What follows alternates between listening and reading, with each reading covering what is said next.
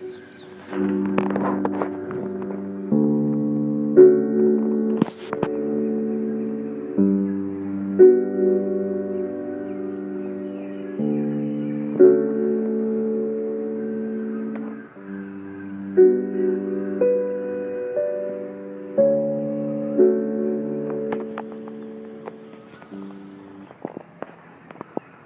Everyone, प्रयास charitable foundation में आपका स्वागत है। मेरा नाम सुरभि है। I am your Hindi teacher. Let's continue the video. ये चैप्टर 5 का पार्ट 3 है। आइए इसे कंटिन्यू करते हैं। इस वीडियो में हम दोहा 6 से स्टार्ट करेंगे।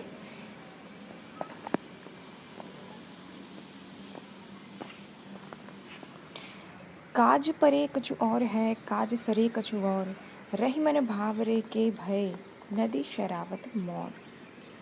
आपने रहीम के 5 दोहों का आनंद लिया। इस आनंद के साथ साथ आपने इस बात पर भी ज़रूर ध्यान दिया होगा कि दोहे के अर्थ और भाव को कैसे समझा जाए। हमने पिछले वीडियो में, पिछले 2 पार्ट में रहीम के कितने 5 दोहे को समझा। अभी आपको थोड़ा थोड़ा समझ में आ गया होगा। मैंने पिछली वीडियो में बताया था कि कैसे दोहे को समझना चाहिए, कि पहले एक बार दोहा पढ़ो, उसके बाद उसका टिप्पणी या फिर उसका जो कंटेंट है उसको पढ़ो और वापस से फिर से दोहा पढ़ो, तो आपको समझ में आएगा कि क्या शब्द क्या कहना चाहता है, राइट। तो क्या अब आप खुद से ही किसी दोहे को व्याख्यायित कर सकते हैं? क्यों नहीं, बिल्कुल कर सकते हैं, अगर आपको थोड़ी सी मदद मिल जाए तो, यही ना। तो फिर हो जाओ तैयार और एक बार ये दोहा फिर से पढ़ लो और आपकी बुक में जो टिप्पणी है उसको साइड में रख के इसको समझने की कोशिश करना है, ठीक है। प्रसंग है काम पड़ने पर और काम निकल जाने पर मनुष्य के व्यवहार में बदलाव। जब किसी को हमारा ज़रूरत होता है, किसी को हमारा काम होता है, तब वो हमसे अच्छे से बात करता है, राइट। लेकिन जब उसका काम हो जाता है या फिर उसे हमारी ज़रूरत ख़त्म हो जाती है, तो फिर तू कौन मैं कौन वो वाला किस्सा हो जाता है। तो मनुष्य का व्यवहार क्या होता है, बदल जाता है। वो इस दोहे में बोला है। उदाहरण है कि विवाह में दूल्हे द्वारा सिर पर पहने जाने वाला एक प्रकार का मुकुट, ओके, कुछ और कहकर कवि ने व्यवहार को स्पष्ट न करते हुए भी बहुत कुछ स्पष्ट किया है। यह वक्रोक्ति का अच्छा उदाहरण है। इन सारे शब्दों को मैंने समझाया है पिछले वीडियो में। सीधे सीधे बात न कहकर किसी अन्य प्रकार से अगर बात की जाए तो उसे क्या कहेंगे, वक्रोक्ति कहेंगे। सीधे सीधे अगर कोई बात या कोई उदाहरण ना दे हम किसी को समझाने के लिए, लेकिन घुमा फिरा कर बहुत सारे उदाहरण देके अगर उस बात को समझाने का ट्राई करेंगे तो वो क्या हो गया, वक्रोक्ति हो गया, ठीक है। और शब्द के प्रयोग के लिए कुछ और उदाहरण है कि वहाँ चितवन और कछु जिही बस होत सुजान। और सेकंड है कि कहते हैं कि गालिब का है अंदाज़े बयां, और ठीक है, ये और के उदाहरण थे। तो इस दोहे में क्या बोल रहे हैं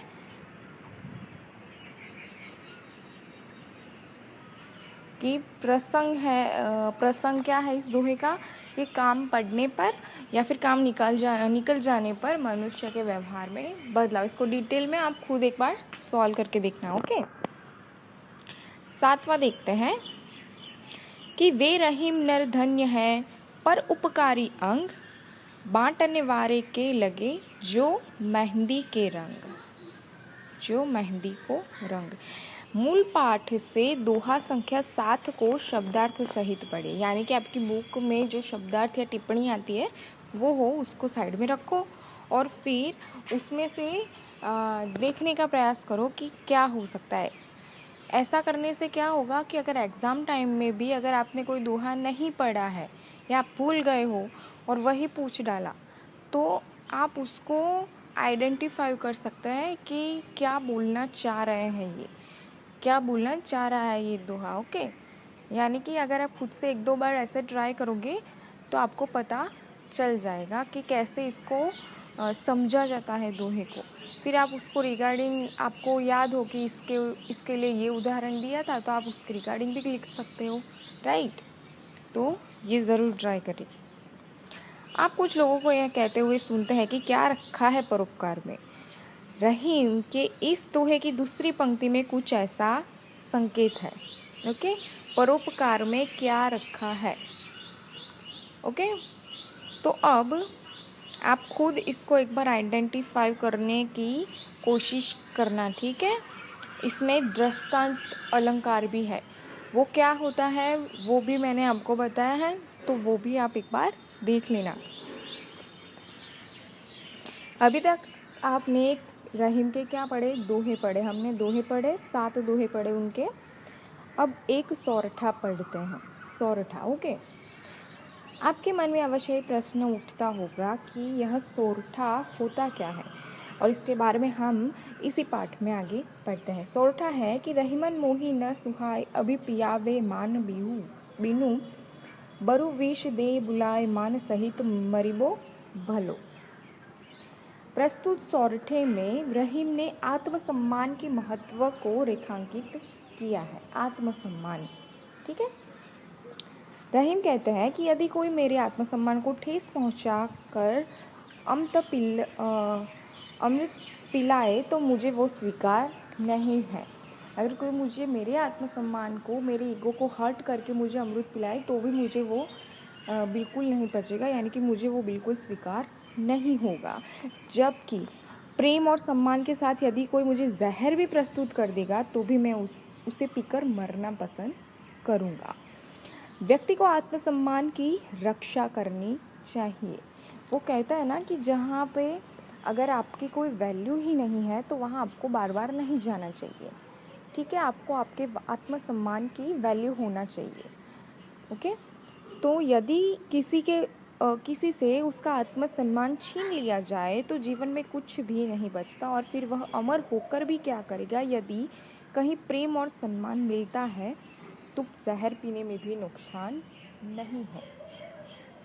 ओके, इन शॉर्ट, अगर कोई आपको बार बार ऐसे आपके आत्मसम्मान को, आपको ईगो को हर्ट कर रहा है तो आपको उससे दूर रहना में ही भलाई समझनी चाहिए। बिकॉज आपका आत्मसम्मान ही सबसे फर्स्ट होना चाहिए, क्योंकि जीवन में प्रेम से अधिक पाने को और कुछ भी नहीं। हो सके उतना प्रेम बांटो, हो सके है उतना प्रेम लो, क्योंकि हम जब दूसरों की वैल्यू करेंगे तभी लोग हमारी वैल्यू करेंगे, ये हमें पता है। तो हमें सबके साथ अच्छे से व्यवहार करना चाहिए। ओके, सामाजिक संबंधों की ऊष्मा और सार्थकता प्रेम में ही है। जहाँ प्रेम है वहाँ व्यक्ति के सम्मान की रक्षा भी है। इसी आत्मसम्मान की रक्षा के लिए व्यक्ति से लेकर राष्ट्रों तक ने युद्ध लड़े हैं। बहुत से लोगों ने निजी आत्मसम्मान की रक्षा के लिए प्राणों की आहुति दी है।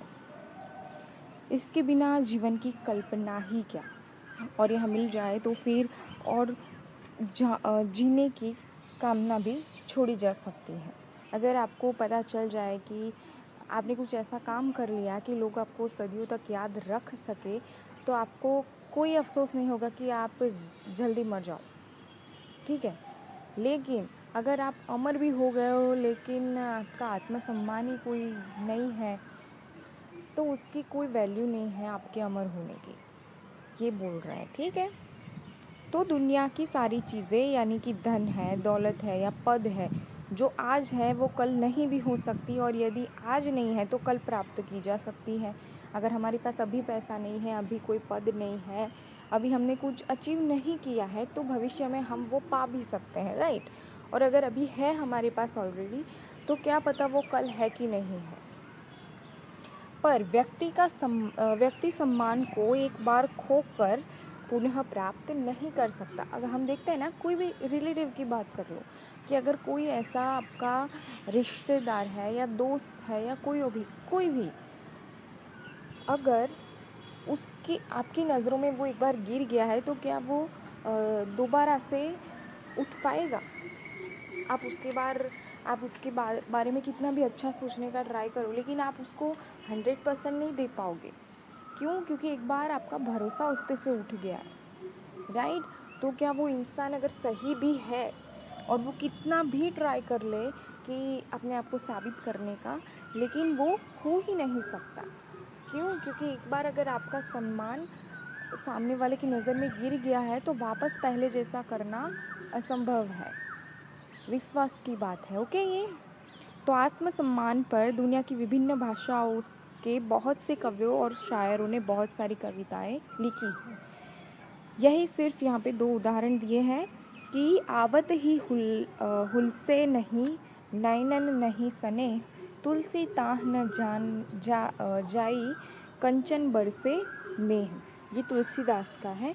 जहाँ आपको देखकर दूसरे व्यक्ति को प्रसन्नता ना हो और उसकी आंखों में प्रेम दिखाई न पड़े, तो वहाँ चाहे सोना भी बरस रहा हो, आपको वहाँ नहीं जाना चाहिए। ये बोल रहा है तुलसीदास कि अगर आपको देखकर सामने वाले के मन में ज़रा सी भी प्रसन्नता ना हो, कुछ रिलेटिव्स की बात कर लो, आपके घर में भी बहुत सारे ऐसे मेहमान आते होंगे, तो वो जिन्हें देखकर आपको बिल्कुल अच्छा नहीं लगता होगा, या फिर आप किसी के घर पे जा रहे हो तो आपको देखकर किसी और को ज़्यादा अच्छा नहीं लगता कि कहाँ से आ गए यार अभी, है ना।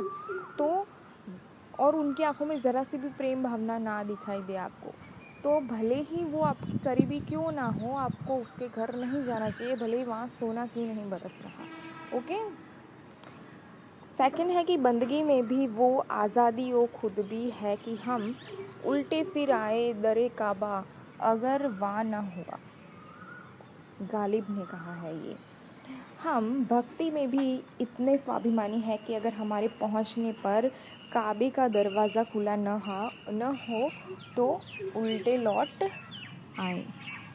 भक्ति में भी इतने स्वाभिमानी हैं कि अगर हमारे पहुंचने पर काबे का दरवाज़ा खुला नहीं होता तो भी हम उल्टे लौट आते हैं। ध्यान से 2 बार समझना, इसे बहुत ही अच्छा लिखा है। इस सौठे की दूसरी पंक्ति सुक्ति के रूप में इस तरह प्रचलित है कि प्रेम सहित मरीबो भलो जो विष देई बुलाए, ओके। सुक्ति के रूप में, यानी कि ये जो रहीम का भी हम जो दोहा पढ़ रहे हैं उसकी सेकंड में क्या लिखा है कि प्रेम सहित मरीबो भलो जो विष दे बुलाए, यानी कि अगर जो प्रेम से बुला रहे हैं अगर वो विष भी दे देंगे तो वो हमें पीना मंजूर है। आइए अब एक उनके बरवे के बारे में बात करते हैं। 9 है कि बाहर लेके दीवा वार न जाए, सासू ननंद ठीक पहुँचत देत बुझाए। प्रस्तुत बरवे में रहीम ने आतुरता से प्रिय की प्रतीक्षा में रत गृहस्थ नायिका के मनोभाव का वर्णन किया है। शाम हो चुकी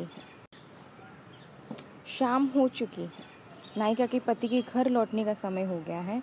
वह दिन भर के बिछड़े अपने प्रिय से मिलने के लिए आतुर है। जैसे हस्बैंड है वो ऑफिस पे है और उसकी वाइफ है वो उसका घर लौटने का इंतज़ार कर रही है, पूरा दिन घर में काम धाम कर रही है और शाम हो चुकी है और उनको उनके प्रिय से मिलने के लिए वो आतुर है। उसका एक एक पल प्रिय की आहट की प्रतीक्षा में है। यह आतुरता इतनी बढ़ चुकी है कि उससे घर के भीतर नहीं रुका जा रहा है। वह बार बार दिया जलाकर द्वार पर जाती है और पर अपने आवे के खुल जाने तथा सास और ननंद के ताने के डर से रास्ते में ही बैठी अपनी सास और ननंद तक पहुँचते पहुँचते उसे बुझा देती है। यानी क्या बोल रही है, उससे रहा नहीं जा रहा है कि तो वो क्या करती है, दिया लेकर बार बार बाहर जाती है, द्वार यानी कि दरवाजे पे जाती है कि आए कि नहीं आए ये देखने के लिए, लेकिन उसकी सास और ननंद के ताने के डर से वो उस दिए को वापस बुझा देती है और वही रास्ते में बैठ जाती है। नायिका गृहस्थ है, यानी कि वो क्या है, एक जिसे हाउस वाइफ बोलते हैं ना वो। तो नायिका क्या है, गृहस्थ है और अपनी आतुरता को प्रकट नहीं होने देना चाहती। साथ ही उसे भय है कि बाहर जाने पर सास और ननंद उसे ताना भी दे सकती है और प्रताड़ित भी कर सकती है। गृहस्थ प्रेम का अत्यंत सुंदर चित्रण हुआ। एक गृहस्थ प्रेम यानी पारिवारिक प्रेम का एक बहुत ही सुंदर चित्रण इस बरवे में किया गया है। लोक संस्कृति पर रहीम की गहरी पकड़ का ये उत्तम उदाहरण है। लोक संस्कृति पर श्रृंगार रस है तथा भाषा कौन सी है इसकी? अवधि। ओके। 10वां देखते हैं कि लेके सुधरू खुरपिया पिय के साथ छैबे एक छतरिया बरखत पात। यानी कि आपने अभी अभी एक बरवे छंद का आनंद लिया, यानी जो नौवा था वो क्या था? एक बरवा था। ये 10वां भी एक बरवा है। ओके। तो अब अगले बरवे पर ध्यान देते हैं कि शब्द तो समझ में आ ही रहे हैं हमें कि क्या बोल रहे हैं। थोड़े थोड़े इसमें से शब्द कुछ हमें समझ में आ रहे हैं। हाँ, बस मानक हिंदी से थोड़ा सा भिन्न रूप है बोलचाल की अवधि के इन शब्दों का। यानी कि हमने देखा कि मानक भाषा किसे कहते हैं, स्थानीय भाषा किसे कहते हैं, राइट? तो ये हमें पता है ऑलरेडी। तो यहाँ पे उस मामले में हमें थोड़े से प्रॉब्लम हो सकते हैं इसे समझने के लिए। तो थोड़ा सा प्रयास करके हम इसको समझते हैं कि यहाँ पहले बरवे की तरह गृहस्थ प्रेम का चित्रण है। भला क्या करना चाहती है नायिका और किसके साथ? इन प्रश्नों के उत्तर बहुत स्पष्ट है और इन्हीं की व्याख्या को विशेष रेखांकित